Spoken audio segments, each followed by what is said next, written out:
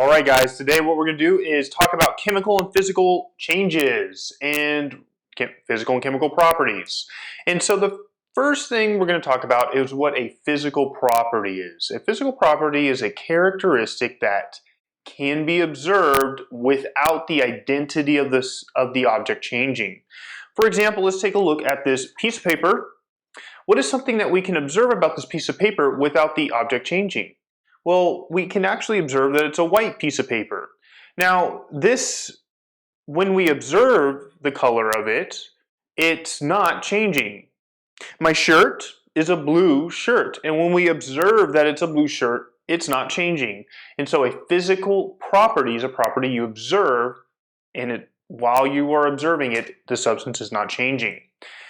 Here are some examples of physical properties. We've got color, melting point, malleability, which means how if something's able to bend or not. Metals tend to be malleable.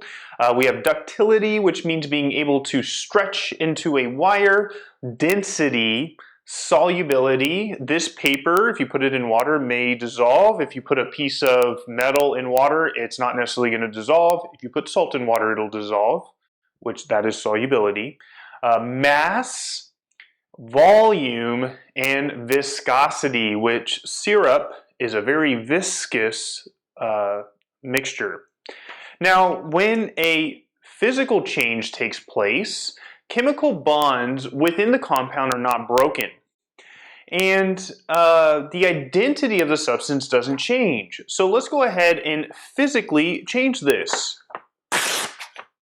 That is a physical change. When I changed this paper, did it change its identity? It did not. It's still paper. Now, what about this? That also did not change the identity. Now, a harder one to understand is melting. If you have a piece of ice and the ice melts, did the identity of it change? And the answer is no, it did not. Because ice is frozen water, and then when it melts, it becomes liquid water. And so changing states of matter is an example of a change that is a physical change. So changes in states of matter and changes in form. A chemical property relates to a substance's ability to undergo changes that transform it into a different substance. For example, what is a property that this piece of paper has that would change it into a different substance? Well, it has the property of being flammable. Now, what about this piece of metal here that's on this pin? Well, is this piece of metal flammable? It is not. And so this does have the property of being able to burn or being flammable or combust. And when we observe that it's flammable, the substance is changing. It's changing into a new substance. So here are some examples of chemical changes. We have reactivity, we have flammability, we have toxicity, which some things if I consume the piece of paper, it's not necessarily going to hurt me, but if I swallow a battery, that's probably going to hurt me. We have pH, which we'll talk about pH later on in the future. Ability to tarnish. Silver has an ability to tarnish, and Grandma probably polishes her silver before Thanksgiving. Ability to ferment. For example, bread comes from yeast's ability to ferment the sugars, which causes the bread to rise and expand. And then also ability to oxidize. For example, if you leave your bike out in the rain, what will happen is it will rust, which that is a chemical property. Now, a chemical change is a change that takes place where a new substance is formed. The identity of that substance changes. So for example, if we were to burn a piece of wood, it's no longer wood, it becomes ashes and it becomes a different substance. Look for the following signs that a chemical change is occurring. And so we're going to talk about how you can tell a chemical change is occurring. The first one is energy change. If you see any sort of energy change, whether it's in the form of heat or light, that is an indication that a chemical reaction is occurring. For example, when we burn paper, we can feel the heat, we can see the light. Yeah. Pull it out. Whoa! Production of a gas. Now I want to be careful here because if you are boiling water, that is technically producing a gas, but that's an expected production. What I'm talking about is where an unexpected production of gas occurs. And so boiling water is a physical change, while putting metal inside of acid, which results in the bubbling, which results in bubbling because of the production of the gas, is an example of a chemical change. The formation of a precipitate. Now what a precipitate is a solid that is formed when two solutions are mixed together. And so when you see a solid forming when two solutions are mixed together, that is a precipitate. And the formation of an odor, like when we're baking some cookies. At some point you'll smell the cookies and the cookies will smell delicious, but what about also like the burning of rubber? That also is producing an odor. So it's whenever you have the production of an odor that you have the sign of a chemical change. Another example would be when you have stinky shoes.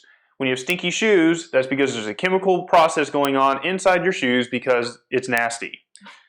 Now, the last one here is a color change. Now again, I want to be careful with this one because if you take blue dye and you mix it with red dye, you'll get purple. That is an expected color change. That is not a chemical change. That is just two colors mixing together. But what I'm talking about is an unexpected color change. For example, with the cookies, if you leave the cookies in the oven too long, they'll start to burn and darken.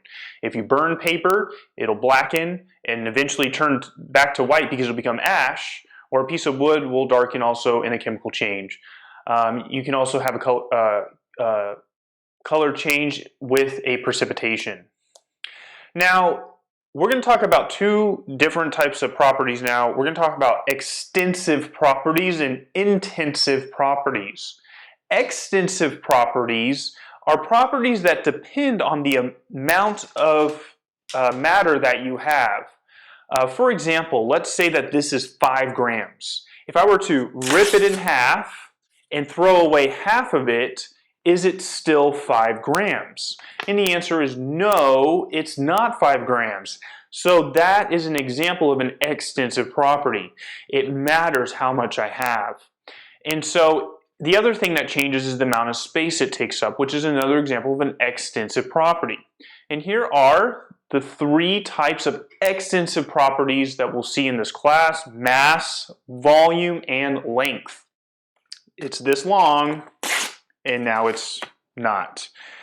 Now the next type are intensive properties. Intensive properties do not depend upon the amount that you have.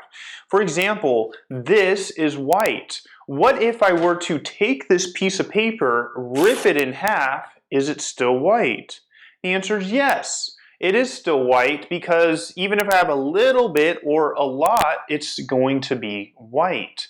And so here are some examples of intensive properties. Again, these are properties that no matter if you have a little bit or a lot, you will, they will still have those properties. So color, density. If you have a big piece of rock and throw it in some water, it'll sink. If you break off a little tiny pebble and throw it in some water, it will still sink. Malleability. A piece of metal, whether it's a big piece of metal or a small piece of metal, will be malleable. Ductility, luster, which is how shiny it is. Odor, if you have a little piece of your nasty shoe, it'll still be stinky. And melting point, if you have a big piece of ice or a little piece of ice, the piece of ice will still melt at the same temperature. Boiling point, conductivity, if you have a little piece of metal or a big piece of metal, they're both conductive. So again, no matter how much of that substance you have, it'll be intensive. No matter how much of that, an intensive property will not change no matter how much you have. And that's it. So if you have any questions, again, feel free to ask, and I hope you have a fantastic day.